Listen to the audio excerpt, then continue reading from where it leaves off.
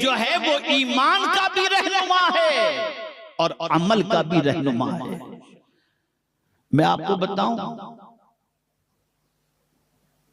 शैतान की एक मजलिस जमी हुई थी और शैतान अपने चेलों से अब उनके काम की रिपोर्ट ले रहा था कि जरा बताओ क्या क्या काम तुमने किया। तो एक चेला खड़ा हुआ, कहा मैंने मियां बीवी में तलाक करा दी। कहा अच्छा बैठ जा।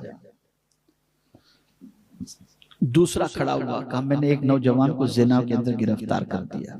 कहा तू भी बैठ जा। तीसरा खड़ा हुआ, मैंने दगाबाजी एक से करवा दी। कहा तू भी बैठ जा। एक एक बुरे काम वो गिनाता रहा, एक एक चेले उठते रहे, गिनाते रहे। शैतान ने सबको बिठा दिया। एक छोटा सा शैतान खड़ा हुआ और कहा मैंने एक बच्चा मदरसे में इल्म हासिल करने जा रहा था ना, मैंने उसके दिल में वसवसा डाला और इल्म से उसे रोक दिया। शैतान तख्त से उतरा और उसे सीने से लगा दिया, सीने से लगा दिया।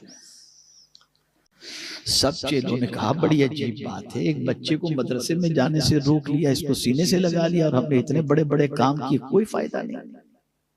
पूछ लिया शैतान से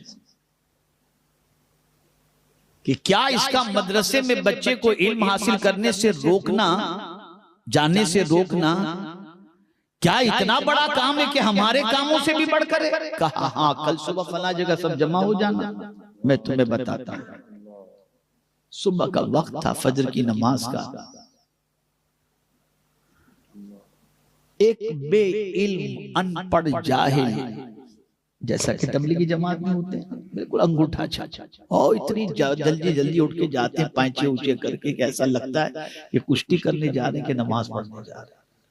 मैं कभी क्रिटिसाइज नहीं करता, लेकिन मैंने बहुत करीब से अभी उनको पढ़ा है और मैंने देखा कि जितना इस्लाम का नुकसान उनसे पहुंचा उतना किसी से नहीं पहुंचा। ये जिहालत के फरोग के अंदर इनका कलीदी रोल। तो अब आप देखिए, एक ऐसा ही कोई जा रहा था नमाज के लिए, बड़ा तकबीर ऊला का पाबंद, लेकिन अनपढ़, बिल्कुल गंवार, अंगूठा छाप जा रहा था। इब्लिस ने रोका, चेले सब देख रहे हैं, रोका शैतान के सरदार। अरे माशाअल्लाह, आप तो बड़े नमाजी आदमी हैं, जरा एक मसले का जवाब दे दें। कहा क्या? कहा ये बताइए, ये सुई है मेरे पास, इसमें ये छोटा सा सुराख है, क्या इसमें से कोई ऊंट गुजर सकता है? अल्लाह अगर चाहे तो गुजर सकता है। कहा बेवकूफ, तेरे में अक्ल है कि नहीं? इतना बड़ा ऊंट क्या अल्लाह इतनी छोटी सी सुई के सुराख से निकाल देगा? कहा आप जाइए जाइए जाइए, नमाज पढ़ने जाइए। फिर थोड़ी देर के बाद एक मौलाना साहब निकले, आलिम दीन। शैतान ने उन्हें रोका, वो भी नमाज के लिए जा रहे थे, रोका। कहा हज़रत एक मसला पूछना है। कहा कि पूछिए। कहा ये सुई है, इसके अंदर ये सुराख है, इस सुराख से क्या अल्लाह चाहे तो इसमें से ऊंट को निकाल सकता है?